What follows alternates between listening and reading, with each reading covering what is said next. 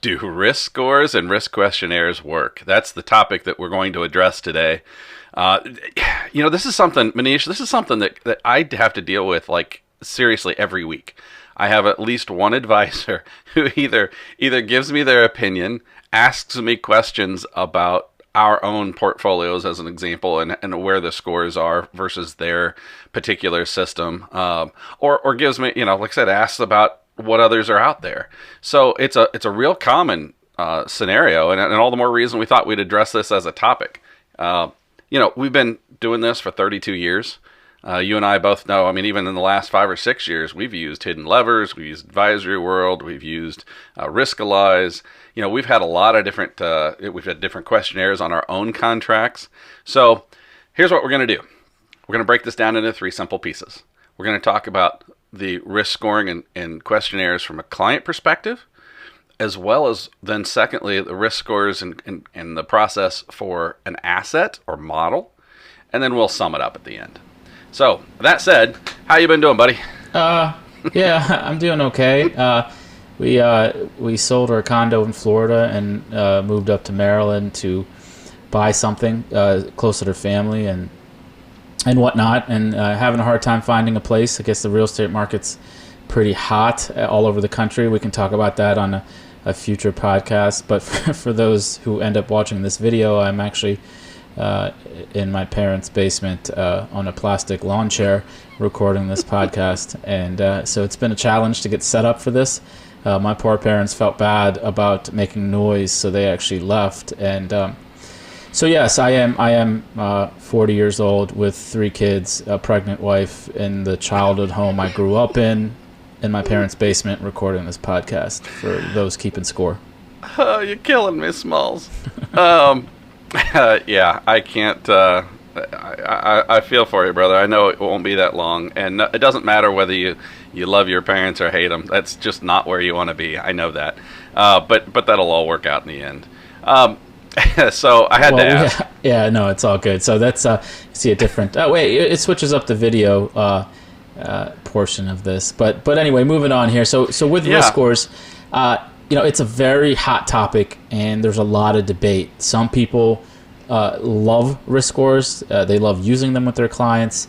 They love what they provide, and there's others who think it's totally smoke and mirrors. So to your point, let's dive in. First, talking about the risk score for the client, or to create a risk profile.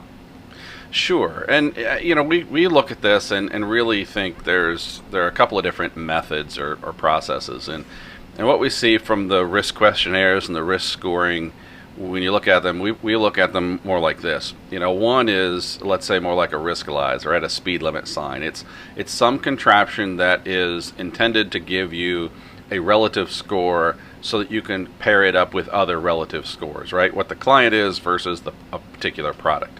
And that can be any, whatever the range is. And then there's also, a sort of a different approach is something more like a Hidden Levers that is really focused on looking at not a score per se, like a number, a speed limit sign, but rather what's the maximum drawdown?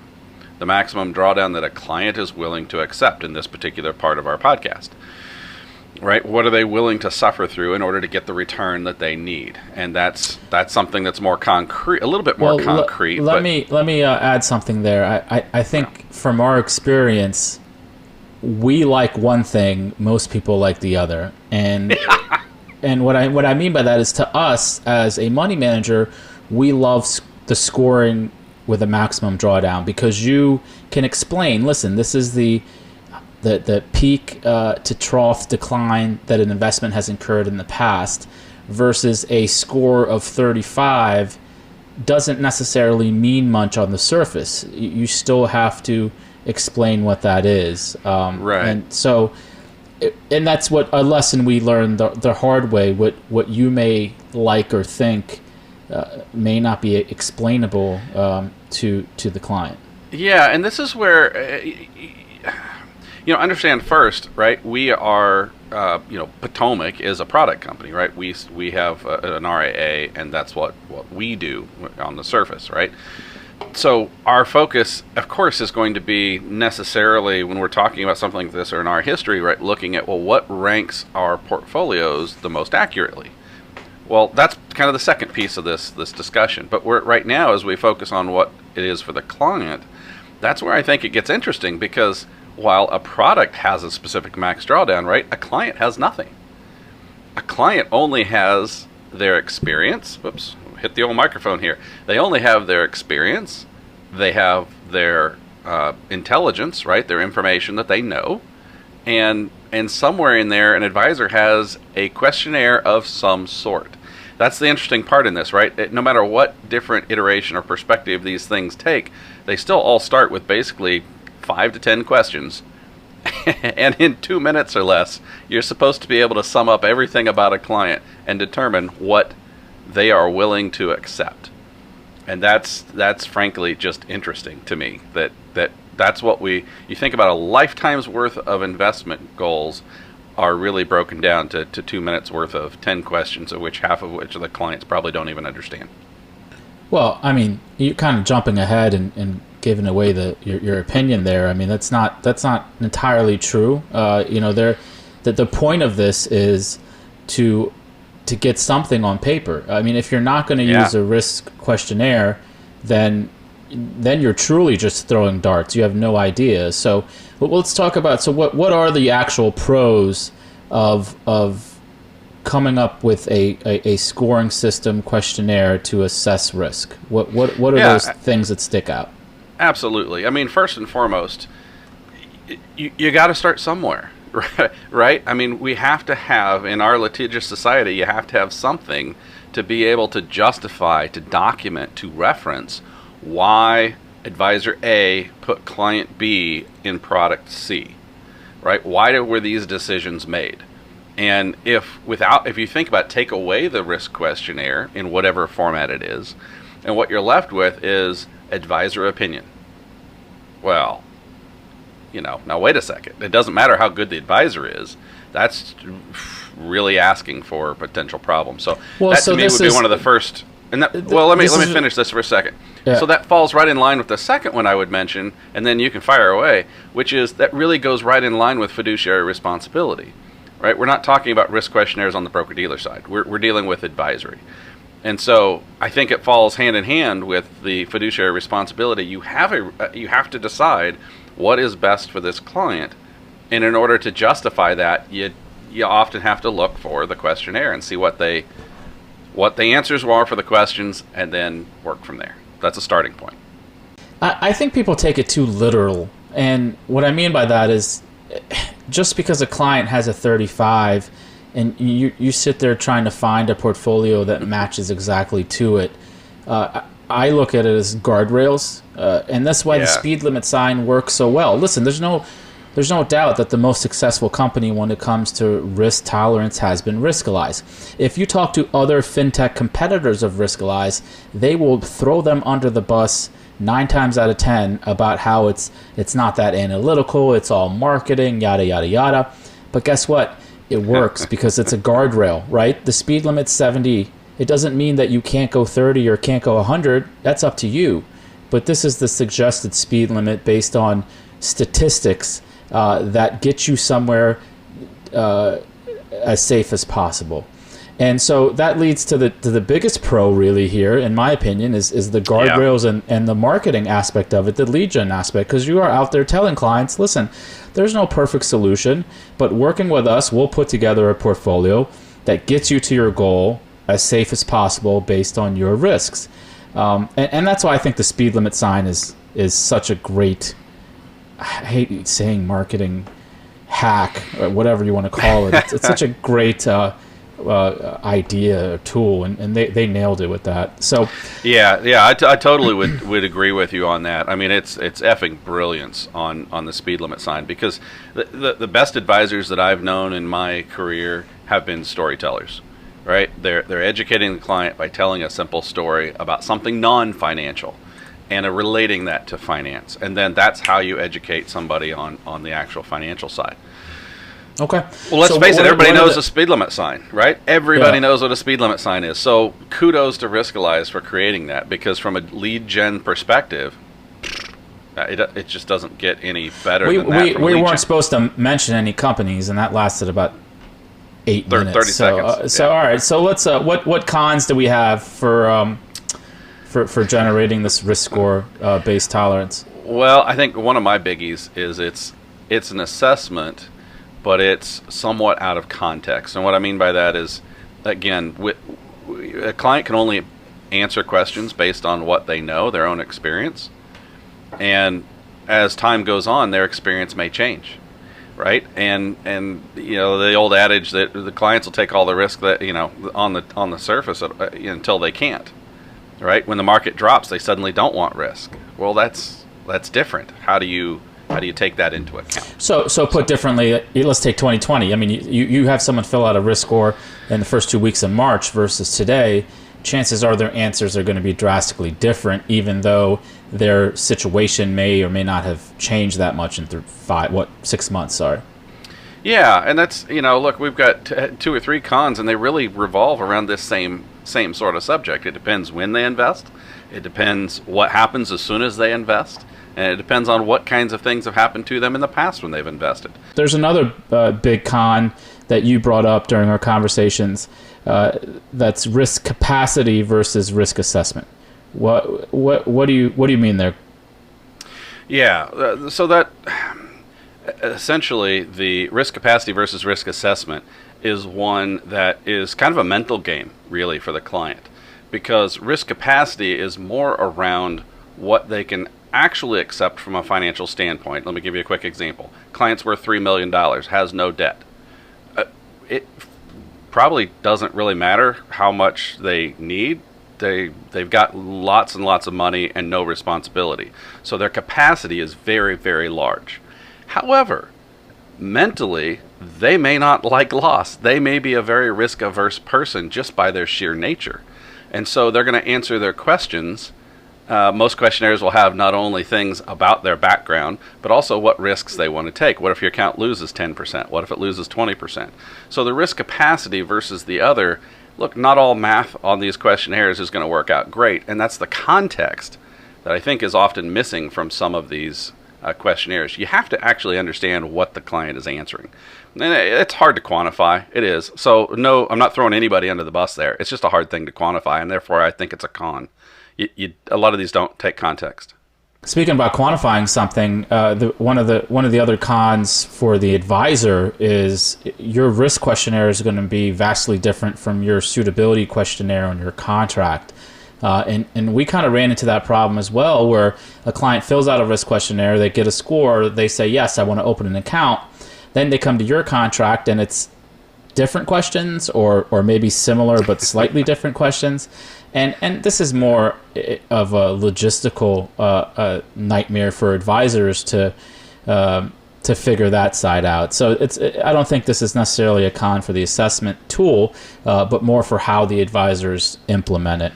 But regardless, with that being said, the end goal always is to figure out what the client's risk tolerance is, however you want to do that, with a score or suitability questionnaire or whatever it is, and then tie that to an asset. And so, right? I mean, that's really the goal.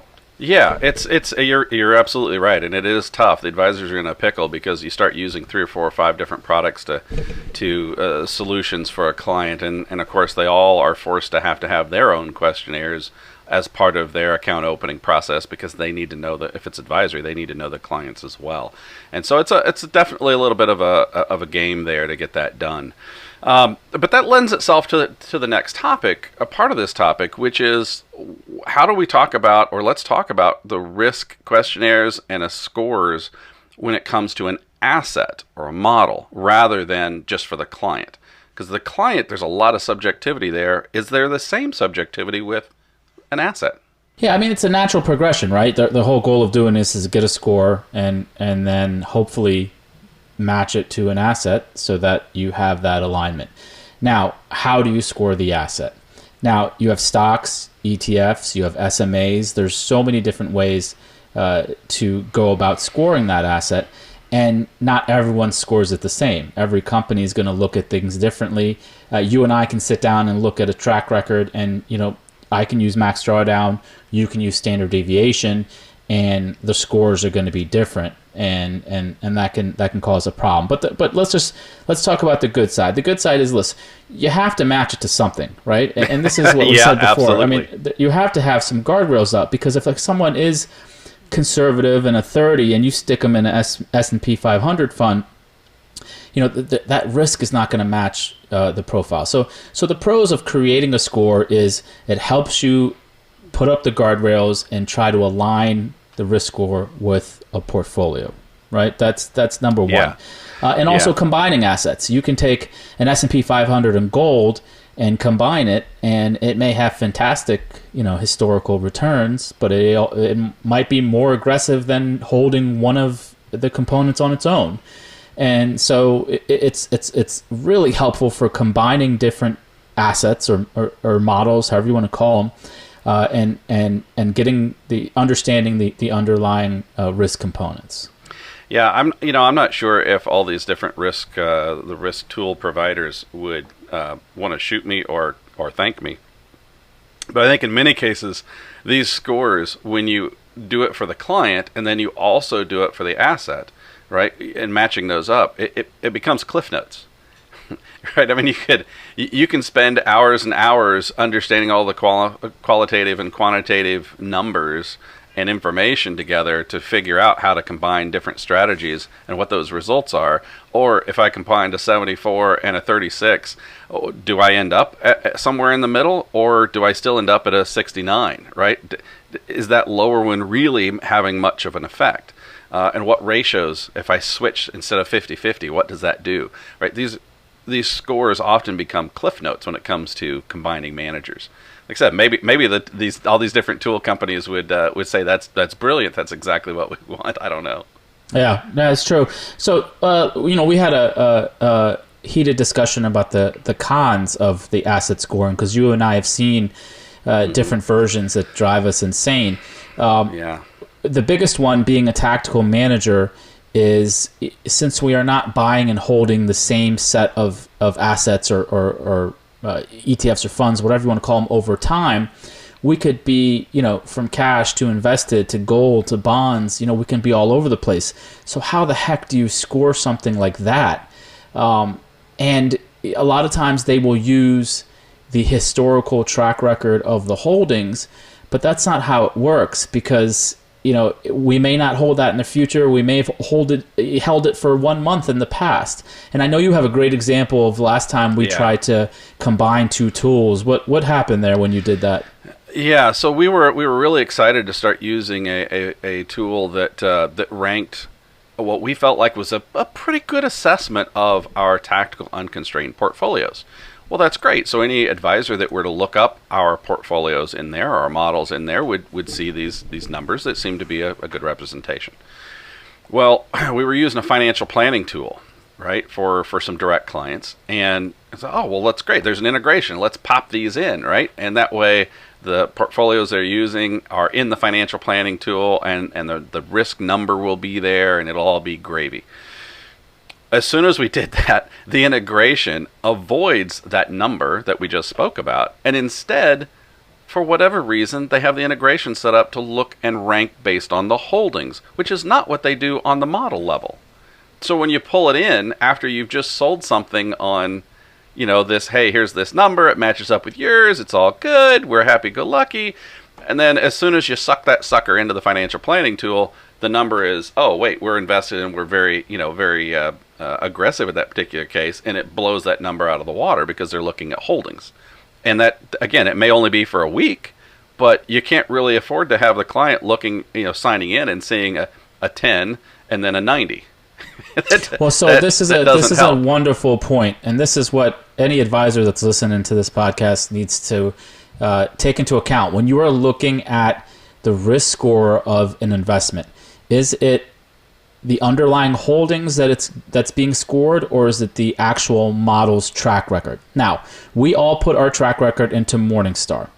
If your risk total is extremely cheap in terms of cost, I can guarantee you they're just doing holdings because Morningstar data is very expensive. And that's a little hack to notice it. If you're getting risk scoring tools and you're paying next to nothing, they're not paying Morningstar for data.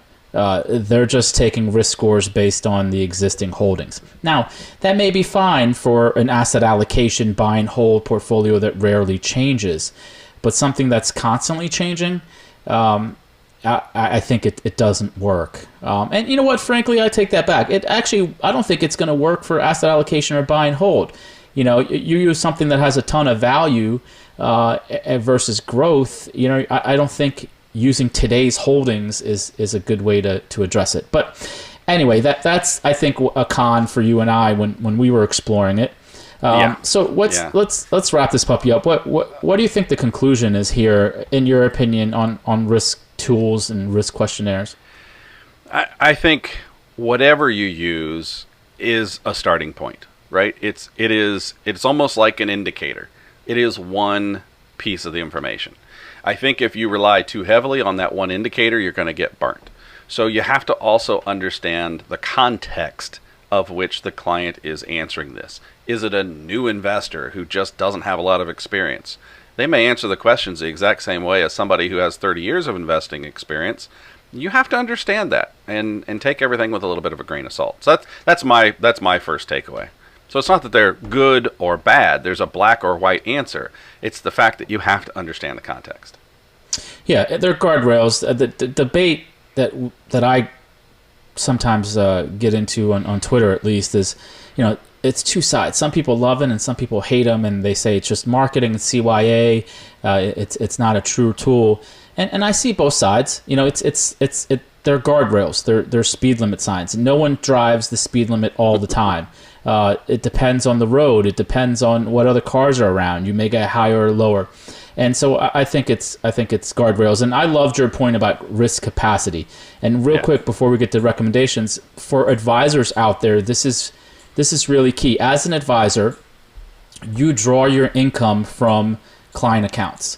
Your business is all about the market. Your investable assets are likely also in the market. So you're 3 times levered to how the market reacts and how it performs. So you may not want to be as aggressive as maybe your age is. I'm a great story for this, right? I'm 40 years old, but everything I have is tied to the market. Maybe I don't want to be as aggressive as a normal 40-year-old. And that's where risk scores and risk capacity come in. And there's different tools out there that combine both of them.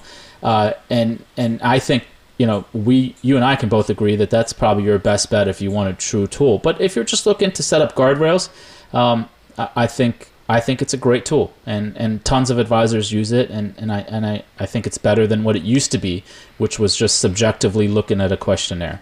Yeah, absolutely. Get a number, and you got a 5 spot on either side or something. Create a nice little range there, and go with it.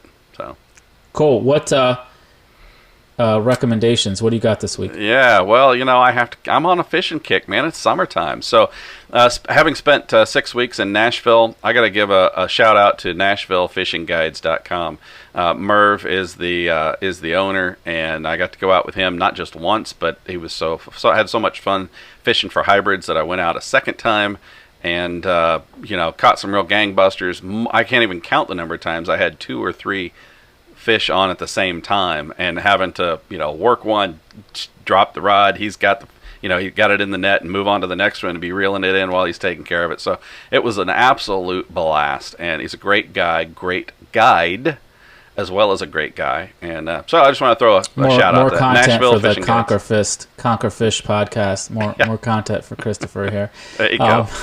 My recommendation is going to be real lame because everyone probably knows what it is, but I've been using it more and more, and it's UberEats. And I might have recommended it before, but post-pandemic, look, here's a funny story. I was by the pool, and I was ordering from this pizza place down the street, and the guy next to me was like, avoid the service charge. Just call them. They deliver here. And I said, yeah, but then I got to talk to someone and tell them my credit card and tell them my address when I can just sit here on my phone and do it in about 3 seconds. And it's worth the $6 or $7 service charge not to talk to anyone. And so, listen, you know, we don't go out to eat anymore for obvious reasons. And Uber Eats has whatever's on there I use. I don't use anything else. It's just whatever's on that app. If it delivers, it's done. So I'm sure most people probably use it and have it on there, but it's been a reoccurring theme in our household, at least. Well, I haven't tried it yet, so I guess we'll have to give it a shot. All right, on that note, we've spent plenty of time here today. We appreciate everybody listening for sure. You can always reach out to us at the PotomacFund.com website and choose Connect Us. All right, we'll talk to you later. Thanks. See you.